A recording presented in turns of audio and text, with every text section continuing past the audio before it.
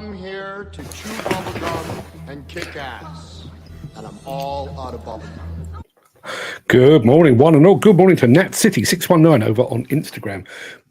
Equally importantly, let's have a look. Who do we have right here in the chat? Mark Whiting's just arrived, but fantastic to see you here. Let's have a look. Now, very quickly.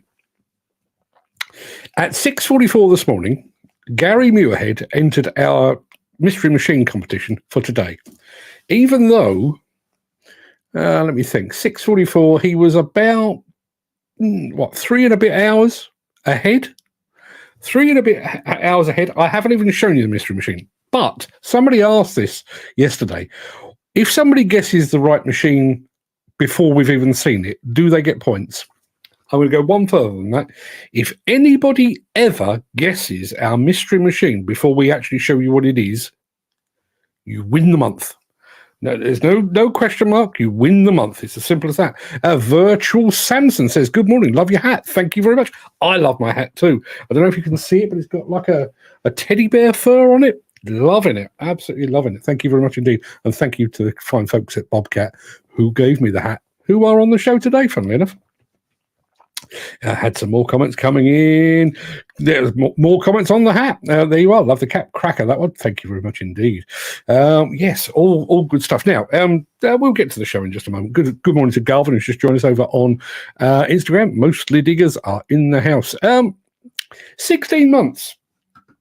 16 months after it was fined for its part in the CMA bid rigging scandal, Keltbray has announced that it has a £1 billion order book. £1 billion. Glad to see the wider construction sector taking those findings so seriously.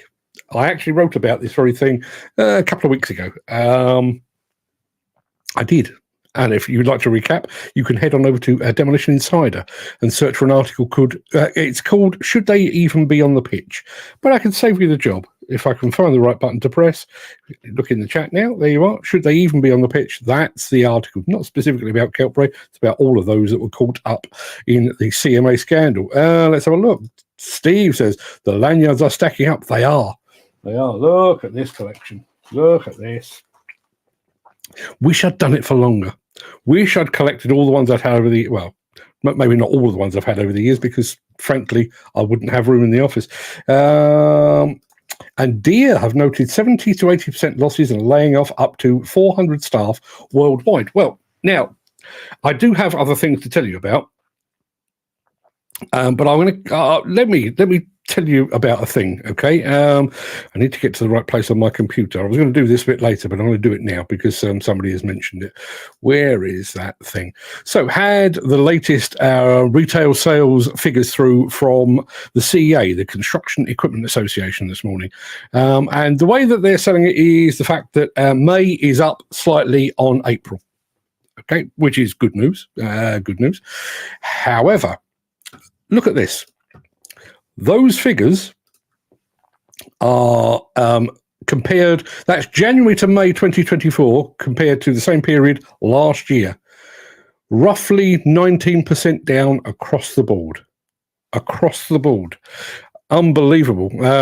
You can see rollers, don't get too excited about compacted equipment, but rollers are down 62%. 62%. Year on year. What else have we got? Crawler excavators down 35%.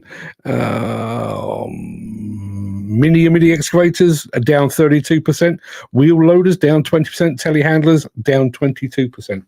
Not good news at all, particularly if you're, among those that are involved in selling equipment and what have you. And I do think, to a degree, that this is something that kind of got lost in the whole HS2 debacle. I was talking to somebody up at Hillhead last week. Was it last week?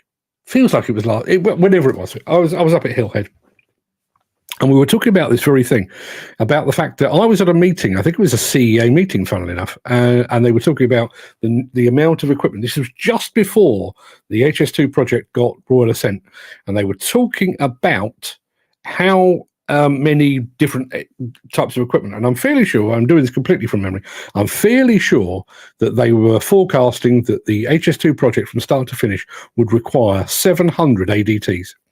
Now, we don't actually sell 700 ADTs in the UK under normal circumstances, so this would have been a special thing. So the likes of Caterpillar, Volvo, Komatsu, Bell, Rockback, all of the people that make ADTs will have been, working very hard to put those in place just in case they were ordered and everything else. And now they're not. And you then you extrapolate that out. That was just ADTs. What about excavators? What about graders? What about just so many? Just makes you wonder, doesn't it? Yeah, Dan Cullen says at one point they were saying a 4-year waiting list, but not anymore. I would imagine there are a few ADTs kicking around in yards, almost going for a bargain, I would have thought. Doesn't make for good reading, says Gary. No, you're damn right it doesn't, because not many new projects and people are weary. I said this yesterday. One of the other things that strikes me about this is we are in what is it, 2 days' time? We're in a pre-election period, and pre-election there's usually the promise of lots of new roads and railways and schools and hospitals and all of these things. Not this time. Not this time. There is nothing there that makes me think things are about to pick up. So, Garver just said, even harder to find are 700 ADT operators just lying around. And again, but that plays back to the point that I was making. When you think back, when we first started talking about HS2, when they first put shovels into ground, we were talking about the likes of Lynch and Flannery putting together apprentice programs and actually putting in classrooms along the route of HS2 up near Birmingham, beyond, and everything else. What happens to them? Now, they will have invested heavily to put those classrooms in place, to get those apprentices on board, to get them trained up, to get them their competence cards. What now? And I realise talking about HS2 is somewhat overdue because, it's Mr. Sunak put the kibosh on that some months ago. But what does that mean? Maybe it's time the manufacturers start offering some attractive deals and offers on their equipment. I wonder what sort of deal you could get on one of the ADTs that were destined for HS2. Well, I'm getting calls and texts, people looking for work, really bad at the moment. Yes, indeed it is. Now, speaking of calls, I've got one coming in now. I'm just getting word of developments over at the British Demolition Awards. Hang on, I'm just going to throw over to our outside correspondent. Yeah, thank you very much indeed for that, Jeremy. That tells me all I need to know. But please keep us posted. Now, without further ado, I'm going to roll the intro, post the question of the day, and get this show on the road. There's going to be lots of discussion points in this one today, so I hope you've got plenty of time to stick around. But first of all, let's get the show started, shall we? And I need a bit of this.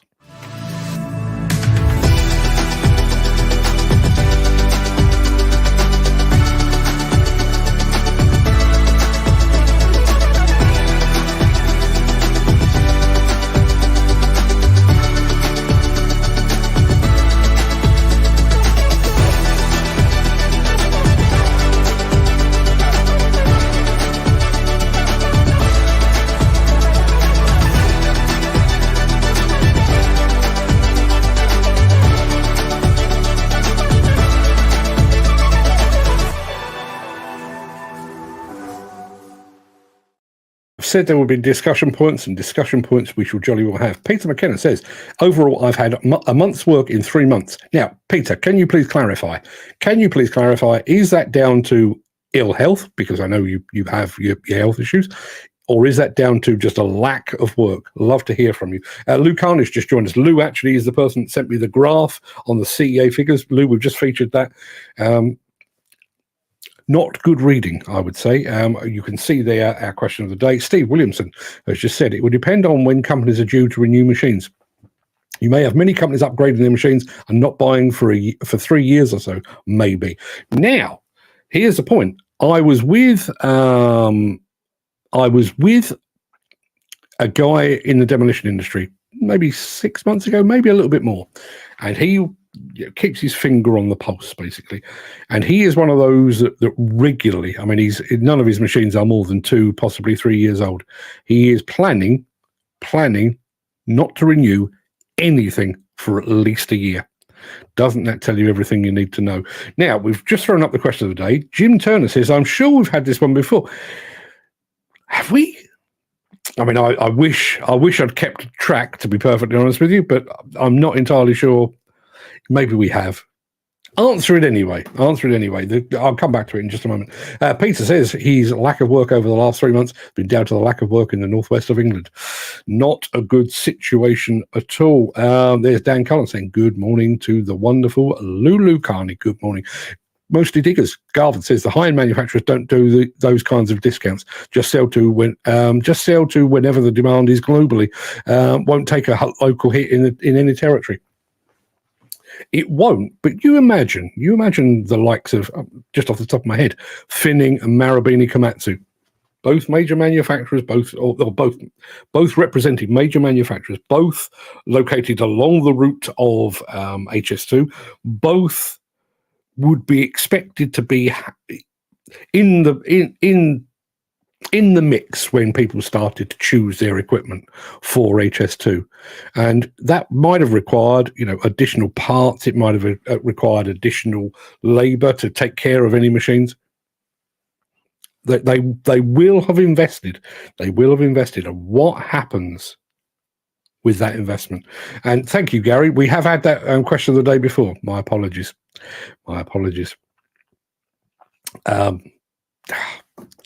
I will start keeping a list, maybe. I don't know. Speaking of keeping a list, we are going to be doing our mystery machine in a moment. I can tell you that at the top of the table at the moment is Steve Williamson. He's 3-0 up on everybody else.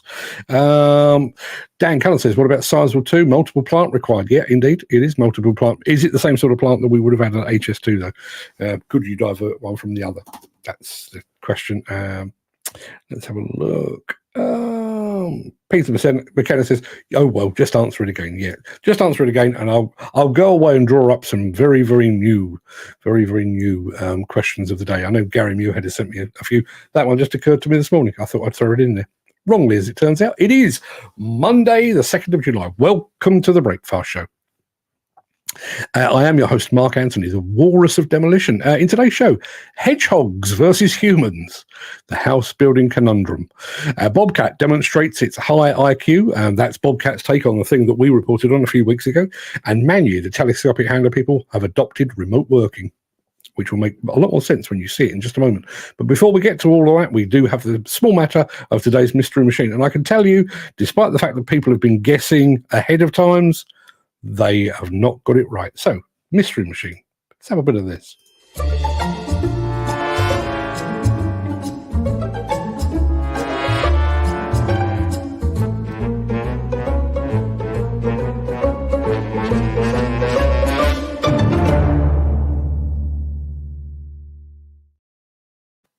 Did I just say it was Monday? If I just said it was Monday, my apologies. I think it's on my script. It's on my notes anyway. It's Tuesday. If anybody was suddenly thinking I've lost a day, it's my fault. It is Tuesday the 2nd of July. Thank you, Dan. Jim Turner is still guessing ahead of actually seeing the machine. It's not one of those. Steve Williamson needs to answer this. Our Senebogen part of SMT got a Snapchat from the Netherlands with lots of Senebogen machines sitting at SMT. My understanding is that SMT is basically a dealer, much like Finning is for Caterpillar, but much like Marubeni is for Komatsu. SMT is a dealer, and their product range will vary from what's the word I'm looking for? From region to region. So, I mean, certainly here they represent Volvo, and they also represent K-Tech scrapers. What they represent in the Netherlands might be slightly different, but that's the way all of that works. So, mystery machine. Because there are now points up for grabs, and because I'd quite like to keep the points myself, got a bit harder this time. Here's what you've got to work with. Now, despite the colour of that bucket, I can assure you it is a very real machine. I haven't drawn it in Photoshop or anything like that, mainly because I don't know how to work Photoshop, but that's a real thing. If you've got any guesses on that, I can tell you it is most definitely not a whacker swivel cab dumper. It really isn't. You've probably figured that out for yourself by now. I'll take that away because we do need to crack on. I'm going to do things slightly differently today because I want to have just while we're talking about that, mostly diggers. Garvin says the Irish Volvo dealer also sells Cenoboghan. So there is a commonality, but it will vary from region to region, would be my guess. But if anybody is watching from SMT, please let us know. Love to hear from you. So let's have a bit of this, and I'll come back with the discussion points in a second.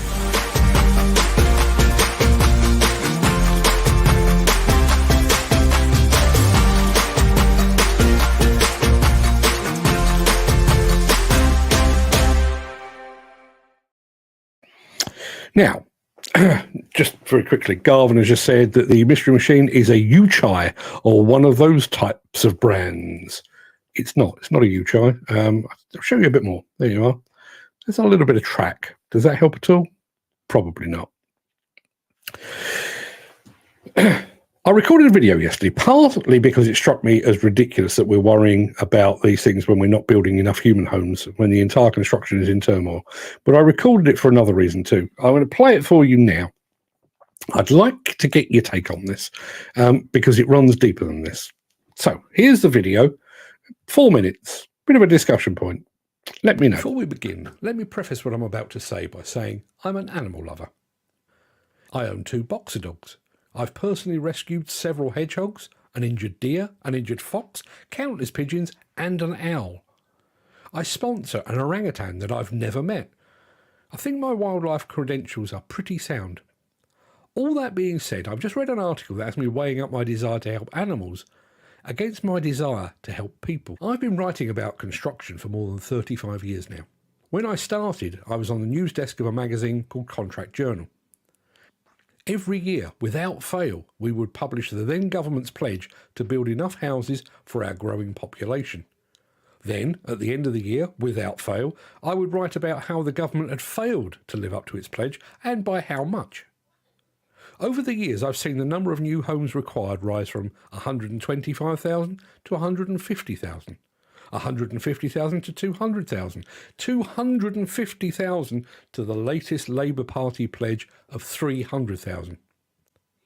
At no point in my entire journalistic career have I once reported that the government and the house building industry has actually hit its stated target. Over the years, the reasons given for this consistent failure have been many and varied.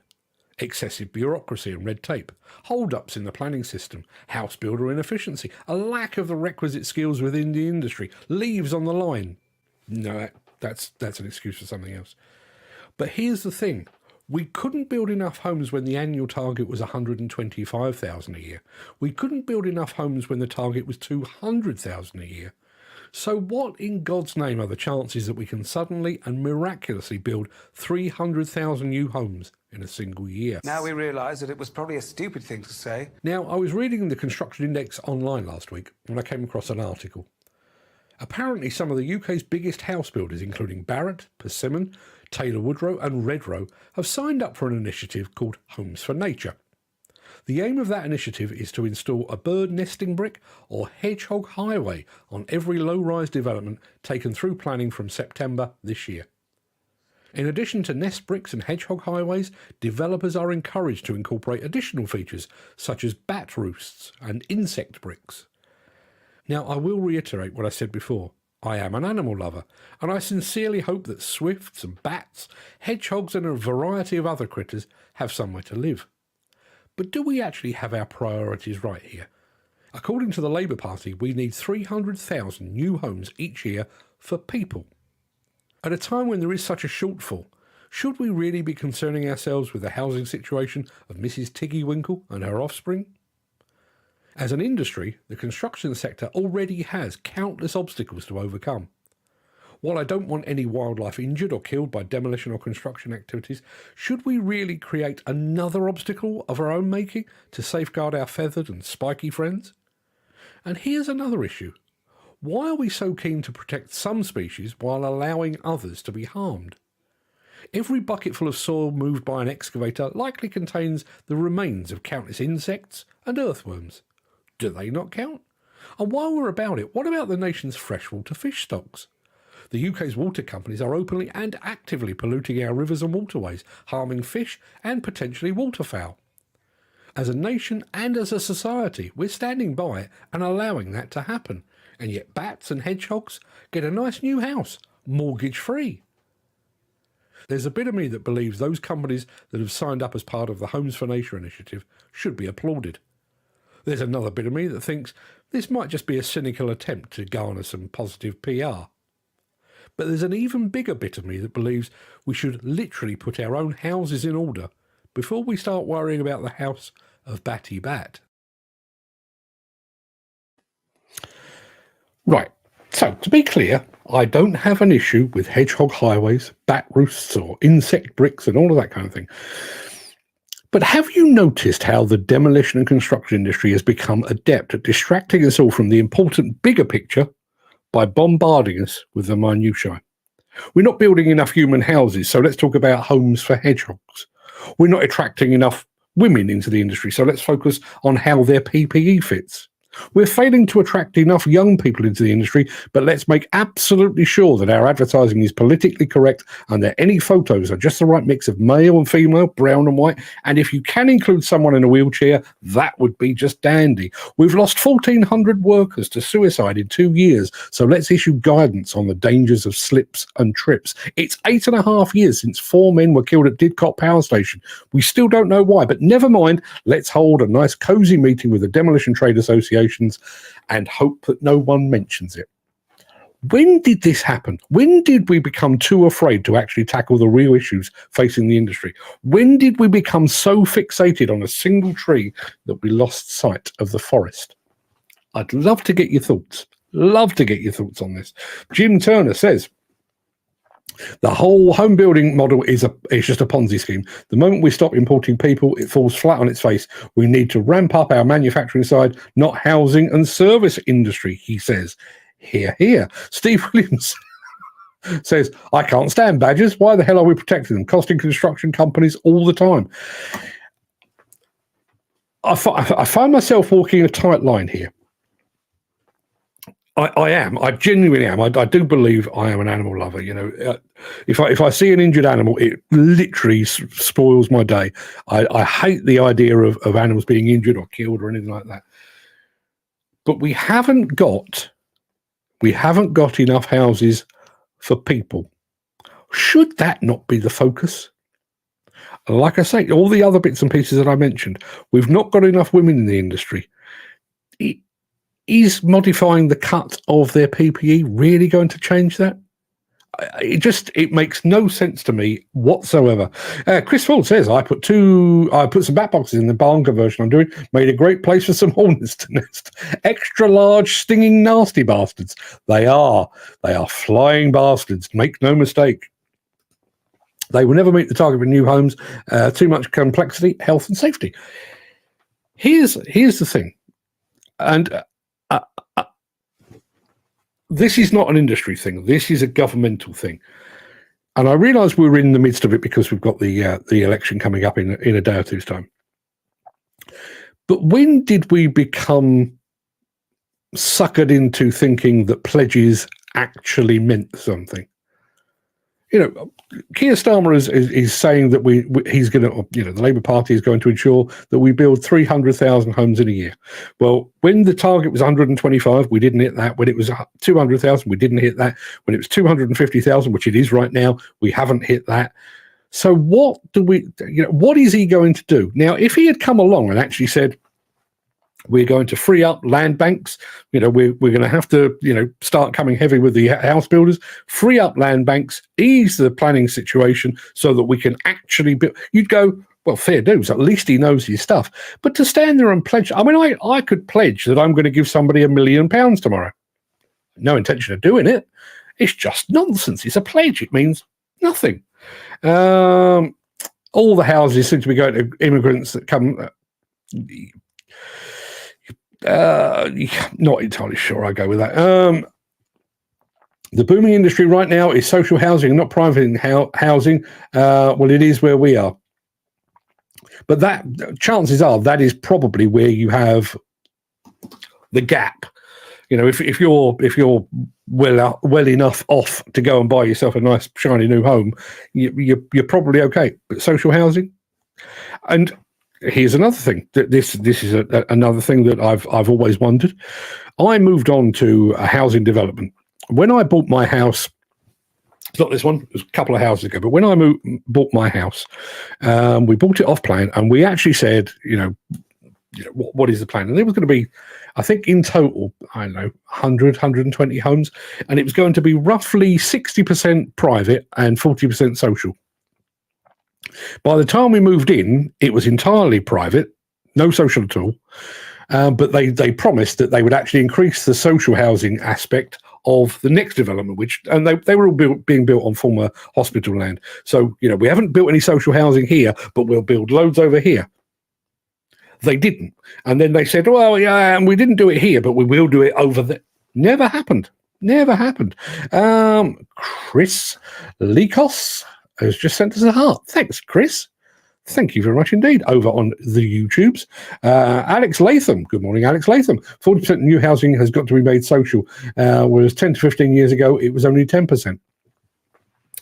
But, as I just said, and listen, I'm talking 20 years ago, but unless they've changed the rules, if you're building a series of housing developments, you can have... And I understand. If you're paying $500,000, $750,000, £1 million for your house, do you really want to be on a development that is mainly social housing? You probably don't. And I realise, listen, I grew up on a council estate. I see both sides. I would have no issue with that whatsoever. But I can understand that. But you've got to have the balances. If you're going to build an exclusively private housing development here, you need to balance it over here with something social, because we need social housing. And again, I see both sides of this. My parents, under Maggie Thatcher, were given the opportunity to buy their council house, which they did. Ended up mortgage-free, nice little bungalow down in Worthing, happy days, which is great. Great for me, great for my parents, everything else. But that was a house that was taken off the market for social housing. As I say, as far as my parents were concerned, for a very good reason. For somebody that's looking for some social housing, probably not. Love to get your thoughts. Jim Turner says, we have less hedgehogs and ground nesting birds because we have so many badgers.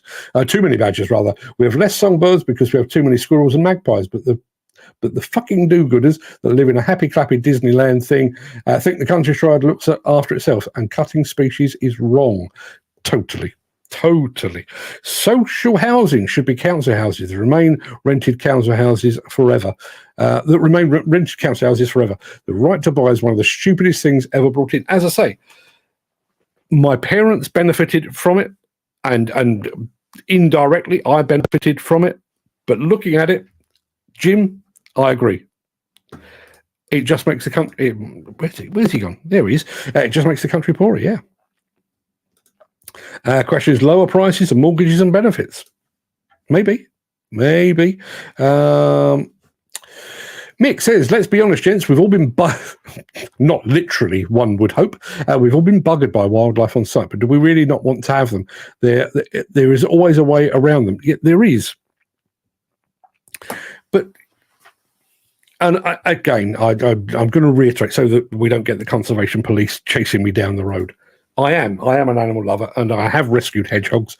And yes, I did tell my children that they were wombles, because that's the kind of guy I am. I get all of that.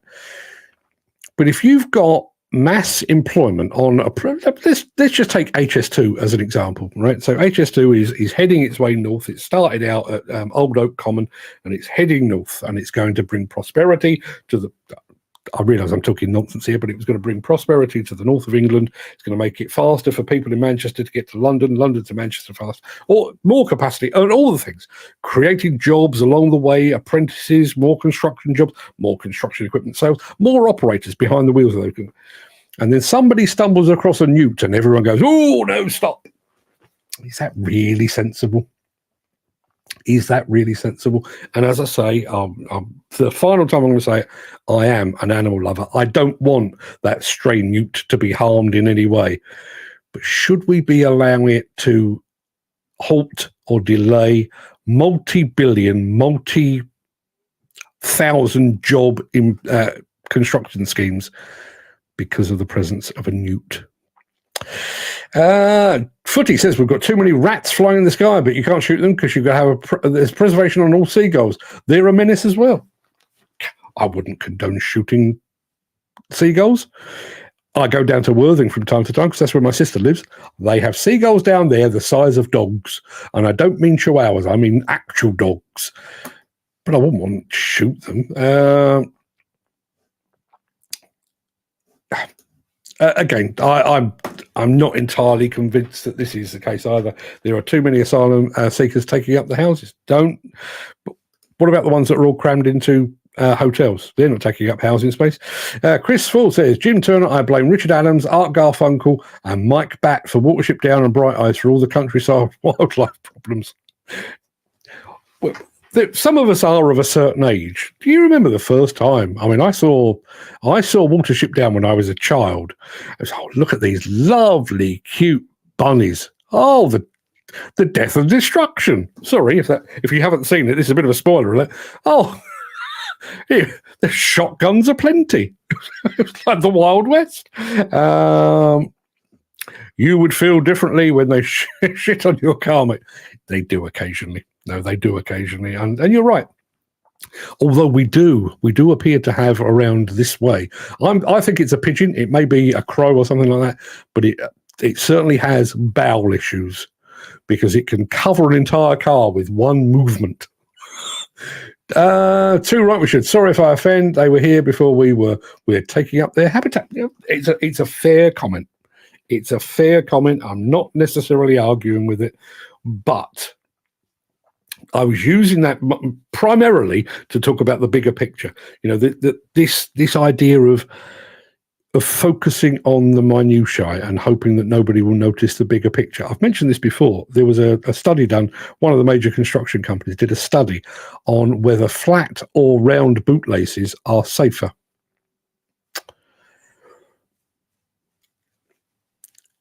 In the grand scheme of things, 45 site deaths a year, 1,400 suicides in the industry over a period of 2 years. Bootlaces? Really? Peter McKenna says, I once had humans shite in my car. Should we start culling humans? There's a lot to unpack with that sentence, Peter. The first is how. The second is why. And my third is there are a few that I think the world might be better without. That's a whole other story. Mick says, strengthening the earth, done okay for millions of years, then we came along. Makes you think, doesn't it? Doesn't it just? Now, loads and loads of guesses. None of them right, but loads and loads of guesses over on our mystery machine. So let's have a bit of a recap. Who have we got? Gary Muirhead. He's going for the Hedromech HMK 140 LC. Nope. In fact, these are all no. So, Mystery Machine, John Deere 210G, no. Deere 870G, Volvo ECR 88D, none of those. It's not a Deere 145. It's not a Volvo 145. It is not a John Deere 60P tier. It's not. I'll tell you now. It's not a John Deere, but it's not an 870 LC either. It's not a 135. It's not a John Deere 210. It's not one of those. It's not one of those. Guesses are still coming. Definitely not a John Deere, but Dan Cullen is sticking with it. John Deere E360. It's not. So let me show you let me get rid of that for a second. Let me show you a smidgen more. Maybe the look of the front of the cab might give you an idea of what we're looking at. Not obvious, this one. I'm telling you now. I have deliberately made it a bit harder. Take that away, and I'm going to go back to Jim Turner, who says, people don't realise that conservation means management, and management means controlling numbers and habitats. Letting everything run wild does no good at all. Unless we're releasing bears and wolves across the country, I'm up for it, as it'll keep people off my footpaths. A couple of things on that. I live fairly close to Richmond Park, where there is a pretty large... a large yet managed reindeer herd, and that is culled once a year. They cull it once a year. It's very controlled. They close the park, so little Johnny and little Mary don't have to watch Bambi being shot between the eyes, but they do it, they manage it because, it's a park. There is a finite amount of food, finite amount of grazing, and therefore they are perfectly okay with that. Second thing, now, do I want bears and wolves reintroduced? If you could make the wolves stay in maybe Worthing, not the bit where my sister lives, the other bit, that would be okay. I'd be up for that, but that's a whole other story. Has anyone driven up the M40 of late? Some years ago, and I can't actually remember when they first did it, they reintroduced red kites along the M40, the Thames Valley corridor or whatever you call it. So up near Tame and around that kind of thing. Absolutely fantastic. You see the occasional red kite. Drove up there a couple of weeks ago. Man alive, the sky was full of them. Matthias Persons, thanks for today. Must carry on. Cheers. Thank you very much indeed, Matthias. Thank you very much indeed for being here. Yeah, absolutely phenomenal. And they are. We have parakeets around where I live. Lots and lots of parakeets. And you see one, it's like, wow, that's too bright to be living in the UK.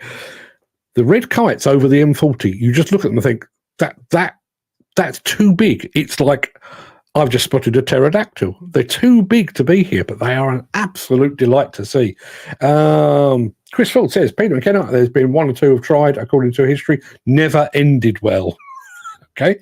Gary Muirhead is going for the Samsung SE 130 LC. It's not. Peter McKenna is going for the Macalac 6 MCR. It's not one of those. Let me put it up on the stage again and let me show you a smidge more. There you are.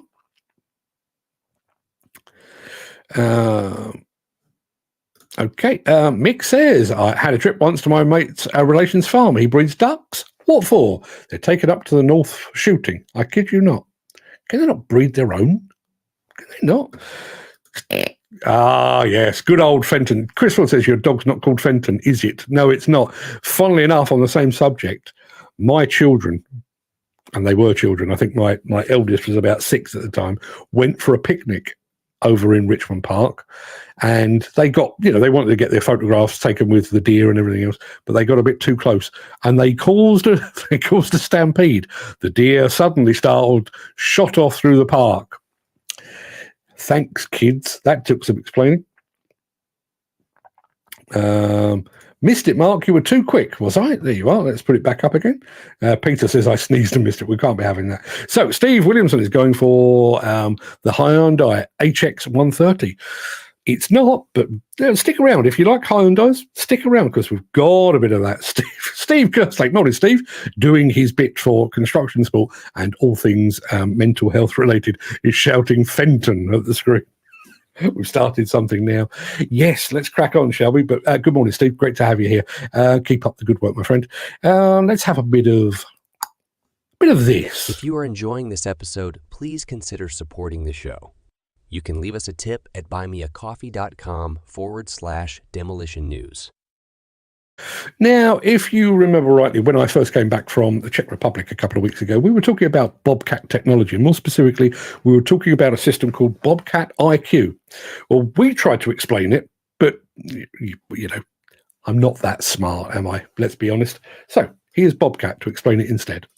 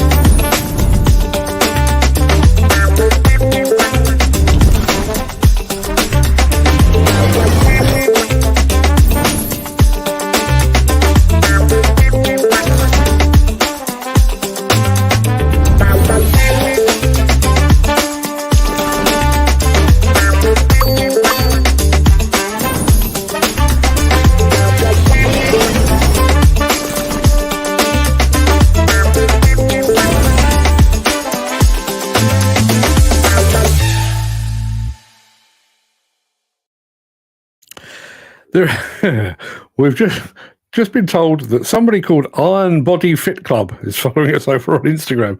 Oh boy, you're in the wrong place, my friend. Good morning. Thank you for joining us. Let's have a look. Mick says, what does Mick say? I'm lucky enough to live next to a place called the Mudshoot Farm. Plenty of animals for the kids to look at and plenty of developers flying about to try and buy the place. Canary Wolf would give their right arm to get their hands on the area. Yeah. I often think that with places like Richmond Park, Bushy Park, where I grew up, Battersea Park, the very fact that we've held out, I mean, we're talking prime or potentially prime real estate, and we've held out to keep the green spaces within London and elsewhere, of course.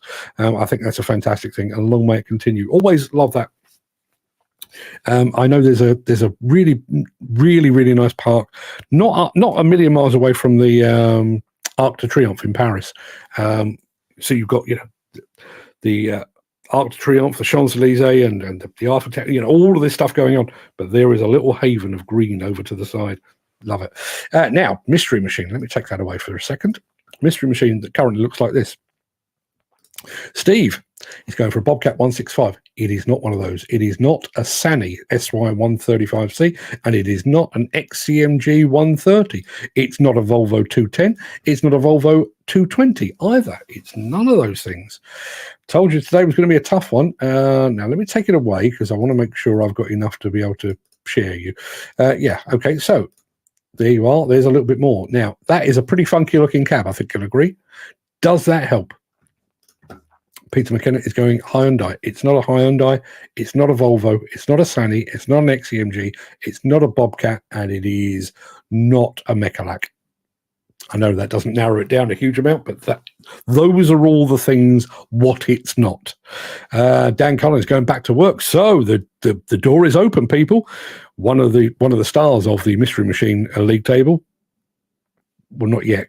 Only started yesterday. But one of the stars, one of the best people at guessing these things, is leaving the house. So you could be in with a shout here. Terex TX 140 says Steve Williamson. It's not one of those either. Told you I was going to make it tough. We'll be right back after a soupçon of this.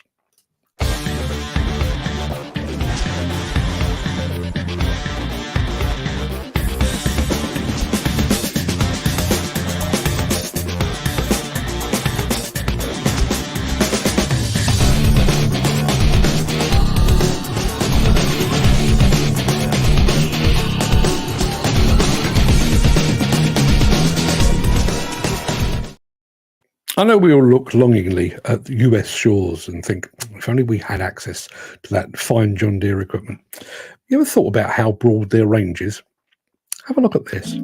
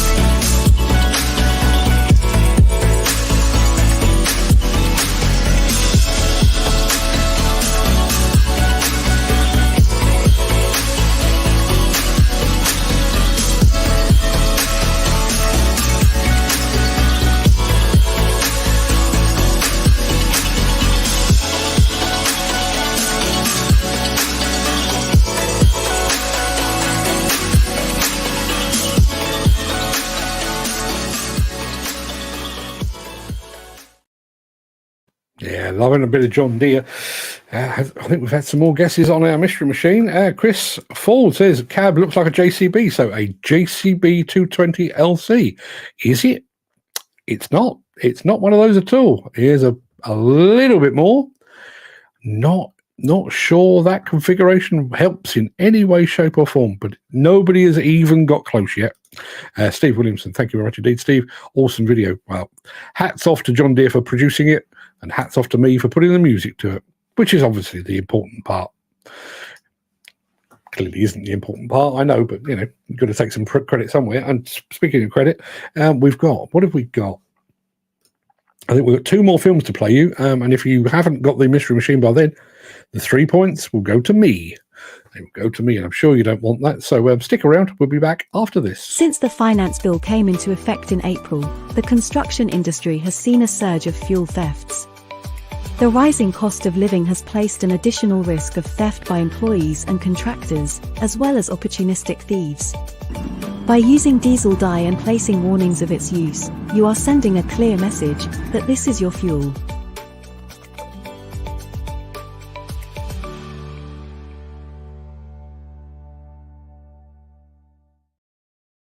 Of all the machines that might benefit from the use of remote control, you'd have to think, aside from maybe a Brock, you'd have to think that maybe the telehandler is the ideal application, which is why Magni over in Italy have done this.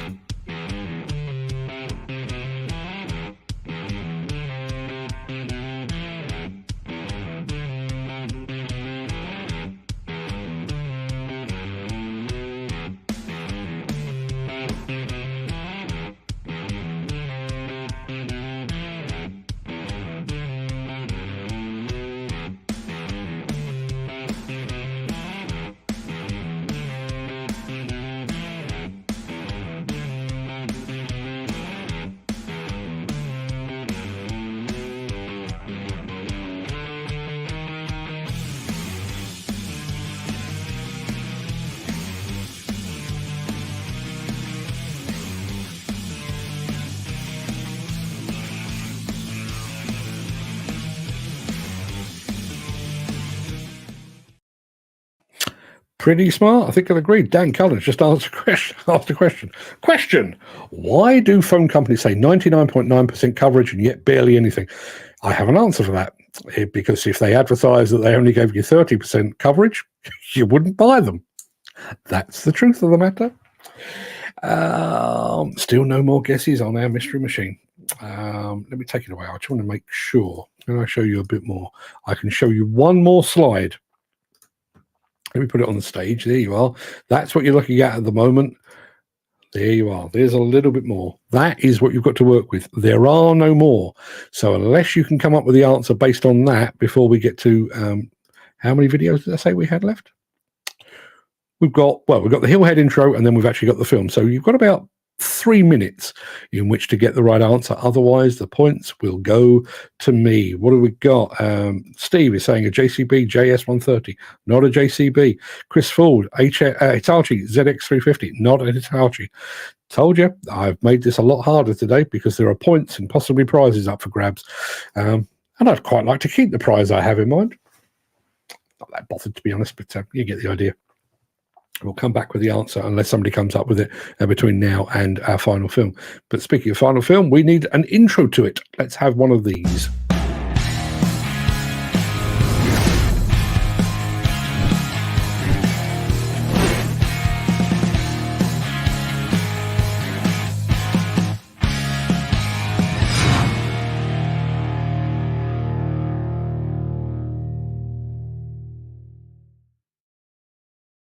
Some people will remember this machine from their trip to Hillhead as one of the most memorable machines they saw.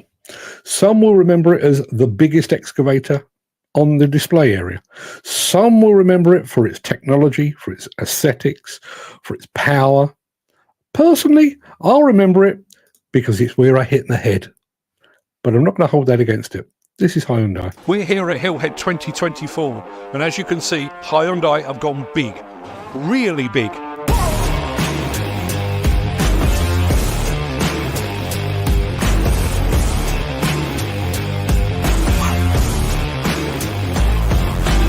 I'm sat in the HX 1000 AL.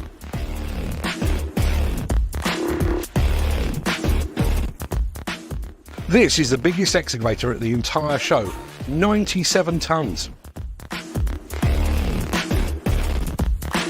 This thing has a bucket capacity of up to 6.8 cubic meters.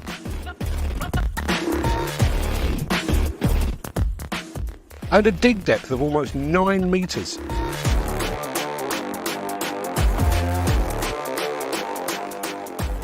The HX1000AL actually tops the new Hyundai range. It's the biggest machine they now offer.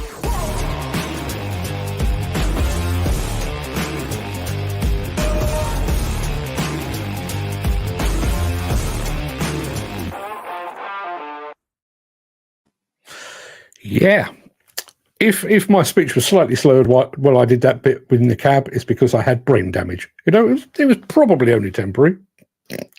Still got a scab on my head. Yes. Now it looks, well, I can tell you. Steve says, cracking video, guys. Thank you very much indeed. I was just the idiot stood in front of the camera nursing a bit of brain damage. Fred did all the clever stuff, but thank you very much indeed, Steve. I've got a win. I have got points on the table, it would appear. Let me throw up the mystery machine. There we are. That's what we were working with. Chris Ford went for the Hitachi ZX 350. Nope, it's not the Hitachi 300LC-9. It's not the Daewoo 220. It's not a Samsung or a Devellon. It's none of those things. I can tell you. In fact, I can go one better than that. I can actually show you exactly what it is. It is one of those. That right there is a Lee Boy 525 built in India.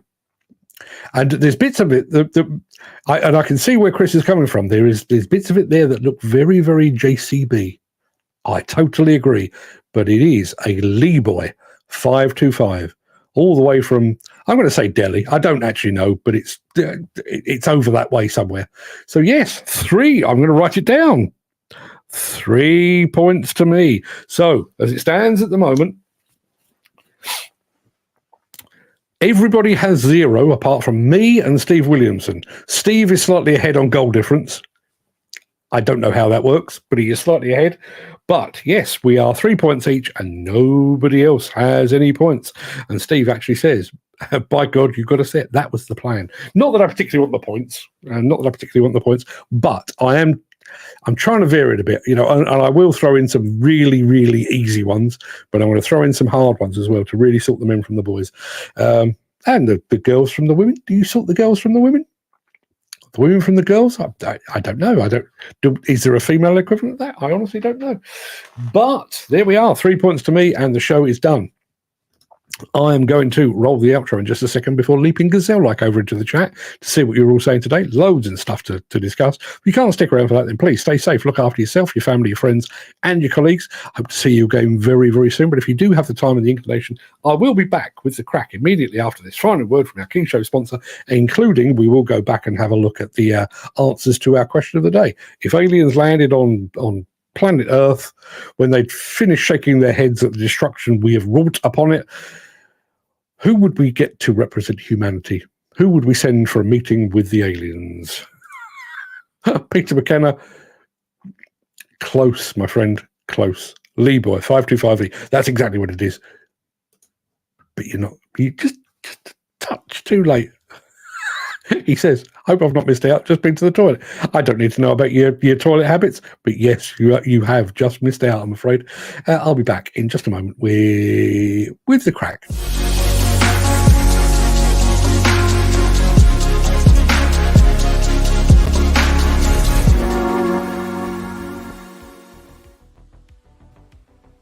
Is that music loud enough? Number 14, that's where we like it to be. What was it? I was out the machine. I can tell you, Chris, it was one of those. That right there is a Lee Boy 525E. 525E. All the way from India. Probably comes with a side of poppadoms. It doesn't come with a side of poppadoms. That's a whole other story. Right, I'm going to go back to the beginning of the chat. We've done all the hellos, but I am going to go through. I just want to recap. I'm just going to take that away. I'm going to recap. Somebody asked yesterday, I think it may have been Jim Turner, if anybody guesses the mystery machine before I've actually shown you the mystery machine, I'm going to call a halt to the month, and they will be that month's winner. I don't suppose it's a thing I'll ever have to do, but we did. I mean, literally at 6:44 this morning, Gary Muirhead was guessing that our mystery machine might just be the Sany SY130C. And as I said, Not even close. And who else? Somebody else had a guess before the thing started as well. Dan Cullen went for the Liebherr R922. Yep, before we'd even seen it. Now, our question of the day, which may be a repeat, and if it is a repeat, which it probably is, I apologise. Our question of the day, when I can find it, was... Bloody hell. There's been a lot of chat today. Question of the day. If aliens landed on Earth, who would you send to greet them? Now, I personally said David Attenborough, because I think he's, smart, kind of has his finger on the pulse of the Earth and all what lives on it. But who would you choose? And we've had a few answers on that. Dan Cullen says Donald Trump. Yeah, there's a bit of me that quite like Donald Trump to go as well, in the vain hope that the aliens might come packing laser beams to shoot him between the eyes, or beam him up and whisk him off to some far-flung galaxy. Just my thoughts. Steve Williamson says, the Prime Minister, if anything happened, there would be no loss. It's a point.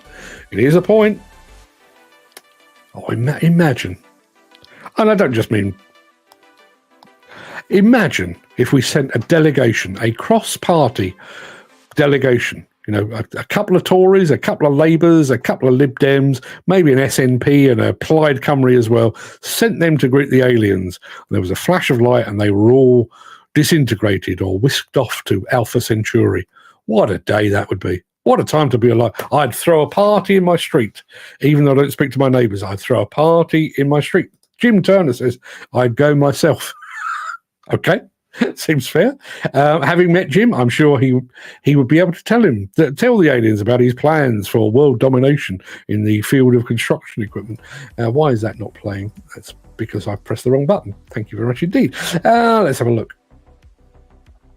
Peter McKenna says, I would go to greet them. I've always wanted to meet an alien. Got to be more sociable than most humans. There is that point. Imagine that. Imagine you meet an alien and then they give you an insight into how we're supposed to be. Rather than thinking he's grey or he's green and he's got a glowy little finger and a big head, instead of that you think, that's probably the nicest person I've ever met. Wouldn't that be lovely? Yeah. Let's have a look. Who else do we have here? Dan Cullen, pissed off. Coverage is doing my nutting. There is one thing I can't overcome, I'm afraid. Gary Muirhead. Gary Muirhead's love of Michael McIntyre amuses me no end because I feel exactly the same. Question of the day, who would you send to meet the aliens? Michael McIntyre. After seeing and listening to him, they'll definitely jump back into their spaceship and leave as quickly as they arrived. Yeah. And you know the weird thing? I listen, I realise you know that I'm honest, okay? That there's a bit of me. If a politician goes on the TV and tells you about how important their faith is, as far as I'm concerned, I'm done. You're supposed to be running a country, not believing in imaginary friends. But that's just me, okay?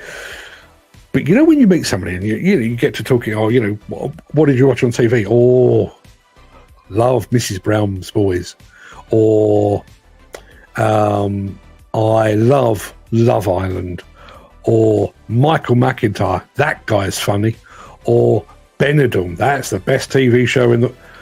At that point, I feel myself kind of edging towards the door. Michael Williams just joined us over on Instagram. Has he just joined us or is he leaving? Good morning, everyone. Have a great day, he says. Either way, Michael, thank you very much indeed for being here. Have a great day yourself, my friend. Good of you to turn up. I can't stand badgers. There is a reason for that. We were talking about wildlife and its impact on the construction industry, but I can't stand badgers. Why the hell are we protecting them? Costing construction companies all the time. Yeah, but then see, this I guess is where there is a divide. And I know our friend Steve is up in the wilds of Scotland. I know Jim is out on farmland and so on down the line. But I'm a city boy. If I see a badger, makes my day, makes my week. Love me a badger, because where I grew up, We had none. If a badger had turned up in Battersea, somebody would have roasted it and eaten it. I swear to God. Who would we send to meet the aliens? Mick Saunders says. Mick says, Sadiq Khan. With luck, he'll get beamed up. Oh, yes, Sadiq Khan. He would go, wouldn't he? He would. And you know, he would do that thing. He'd have a suit on and a shirt, but strictly no tie, because he is one of the people. You know, I can't emphasize that enough. When you look at Sadiq Khan, you just think, yes, on the streets of Tooting, he would be greeted like one of their own with his no-tie rebellion. Beam him up. I agree. I 100% beam him up.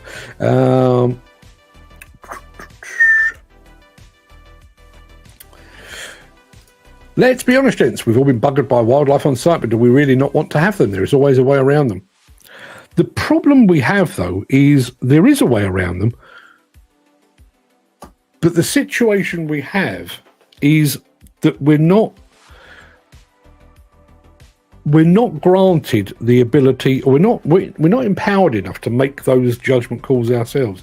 I mean, I've been on sites before, and I've been there when they've discovered a roost of bats. So they call in an expert who obviously goes by the name of Batman, and Batman turns up and he says, what you need to do is put some boxes over there, and the bats will find them and they'll head on over there, and then you can demolish it. But how long does that take? You know, Batman isn't just up the road. The bat signal that you beam into the sky, that only works in the movies. So you've got to wait for Batman to turn up. You've got to wait for him to write a report. You've got to wait for him to tell you where to build the bat roost boxes. You've then got to build the bat root. And all the time you're doing that, there's a bunch of demolition or construction guys sat there going, can we start? No, there's a bat. In fact, there's not even a bat, but we found some droppings, so there might be. Yeah. Jim Turner says we have less hedgehogs and ground nesting birds because we have too many badgers. We have less songbirds because we have too many squirrels and magpies. But the do-gooders that live in a happy, clappy Disneyland think the countryside looks after itself, and culling species is wrong. But let's be honest, if you're going to cull a species, not entirely, but, you know, if you're going to thin out the herd, you'd start with people, right? Or is that just me? It may well just be me.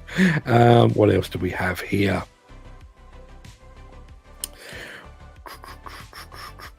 I'm going to go down to the bottom of the chat.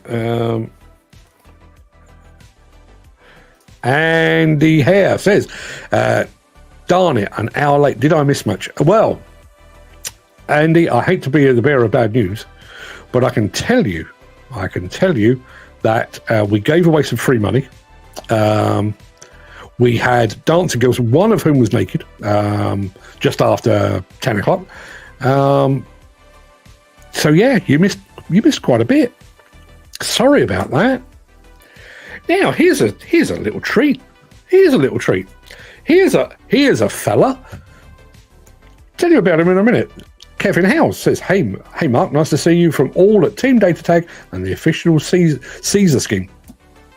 Kevin Howes fighting the good fight against plant theft and all the things with data tag and all the things. But has anybody ever noticed, if you've met him, you will have noticed this. Kevin Howes, sharp dressed man, snappy dresser is our Kevin. I don't know whether he's trying to beat plant theft by just being dapper. If that were the case, plant theft would no longer exist, because he's a sharp dressed man. And every girl's crazy about a sharp-dressed man. I've almost got the beard to be able to pull that song off now. Almost. But yes, good morning, Kevin. Fantastic to see you here, and keep up the good work. You shall overcome. You will push the plant thieves to the edge of Dover and then off the cliff. Keep up the good work. And there is Luke Harley saying, hi, Kev. Those two get along really rather well, because they kind of work together. Just had my... What? 2 days before, Mick says, just had my first candidate knock on the door. I opened it, and the first thing I saw was a Palestinian badge on his shirt. The first thing he saw on my neck was my Magan David. Needless to say, he walked away. Shame on him. I was ready to give him a broadside. Love it. We've not had any. We've had things posted through the letterbox. We've had Labour, Lib Dem. There's a lot of Lib Dem signs outside of houses around here. I don't know whether they've done a really good job of giving out signs, and the other parties haven't. But there's a lot of Lib Dem out there, and as I said to you the other day, I live in a very, very blue area of the country. Dan Cullen's still guessing, even though the Mystery Machine has been revealed. Peter McKenna says Liebherr, 1964, founded in Denver, in Colorado, by B.R. Lee to manufacture products for asphalt paving and grading. I don't know if that bit still exists, but certainly the bit that made that excavator in India. And I mentioned this the other day. I was talking about we've traditionally had our objections to, originally Japanese imports, but we learned to live with that, and then we embraced them. Then we had problems with Korean imports. We then embraced them and learned to live with them, and then Chinese, and sooner or later we will accept the fact that the Chinese are here, like they were out in force at Hillhead, and we will just move on with our lives. How long until India starts to send its machines over here? I mean, I've not actually seen one of these in real life. I've not driven one. I've not had a good poke around, but based purely on that photograph, that don't look bad, does it? That don't look a bad bit of kit. I think the cab looks absolutely brilliant. Now, it might be rubbish, but it might not be. What would be your reaction if the Indians turned up? Now, we've had somebody over on Instagram. Who is het now? Let me just check. They're saying something to me in a foreign language, and I don't even know what the language is.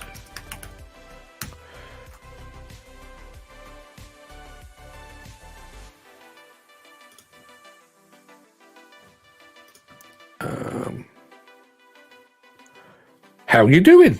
How you doing? Well, in that case, whoever you are, but I'm fine. I'm doing okay. In fact, I'm doing very good. There's nothing, I tell you now, there's nothing improves your mood than seeing somebody that has been spending the last couple of years bad-mouthing you, seeing them fall on their arse. Really improves your day, that does. I can tell you now. Kevin Howes, back again. Seems to be lots of discussion about wildlife and animals. Just as for your information, we've helped to tag hundreds of thousands of Scottish salmon, not because they're stolen, but to help map their migration upstream. And you thought we only protected machinery. Well, I know you better than that. I know you also do a lot in the motorcycle industry, so I'm aware of that. But tagging Scottish salmon, who knew? I mean, obviously, I'm well aware of the fact that Kevin Howes is a man of many, many talents, but I didn't realise he was out with his fly rod tagging wild salmon. Really didn't. It must be a badger. What must be a badger? I don't know. I don't know what that relates to at all. That was weird. A comment just came through and just went away quickly as that.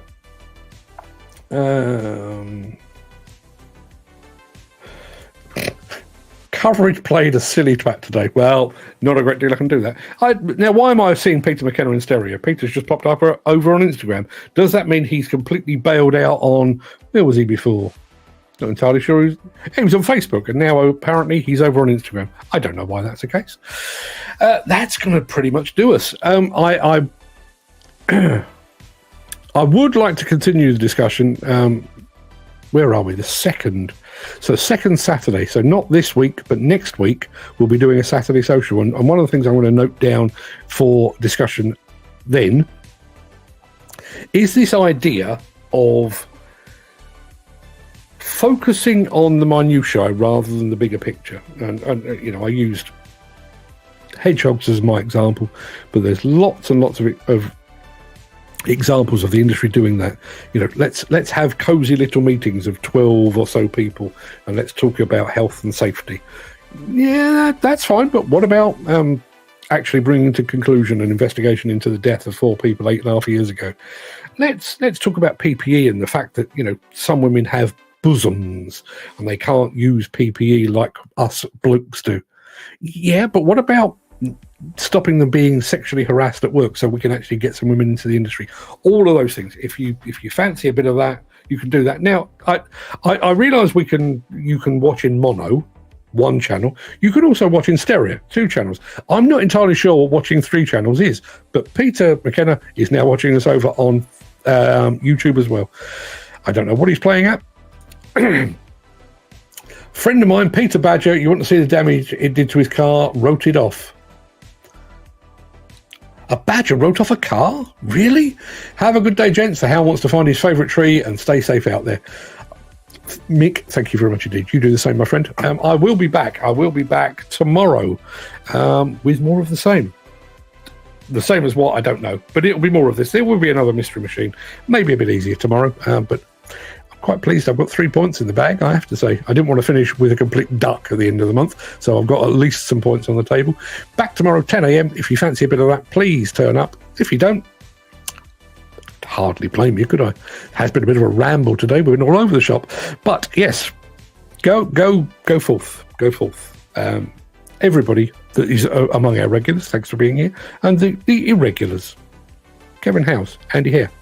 Thanks for being here, fellas. Good to see you. See you tomorrow. All the best.